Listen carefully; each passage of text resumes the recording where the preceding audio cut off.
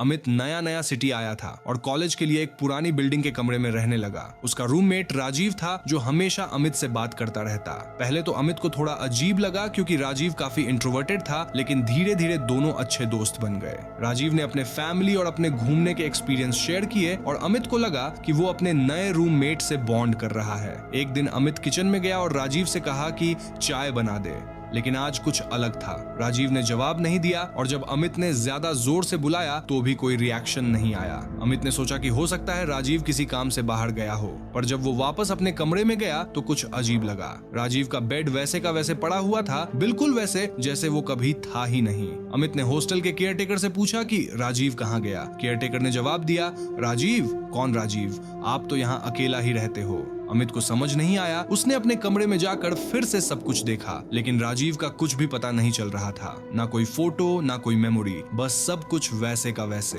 अमित को अचानक लगा कि शायद राजीव का कोई असल रूप कभी था ही नहीं। हो सकता है राजीव बस अमित के दिमाग की एक छवि थी जो उसके अकेलेपन और स्ट्रेस की वजह से बन गई थी। लेकिन फिर अमित को लगा कि शायद ऐसा नहीं था। वो पूरी तरह से यकीन नहीं कर पा रहा था कि क्या वो सच में हेलुसिनेट कर रहा था या फिर राजीव नाम का कोई शख्स वाकई था। वह फिर से उसी केयरटेकर के पास गया, लेकिन इस बार उसने हेड गार्ड से बात की। हेड गार्ड ने धीमी आवाज में कहा, हाँ, यहाँ 10 साल पहले एक राजीव रहता था, लेकिन वो तो एक एक्सीडेंट में मारा गया था।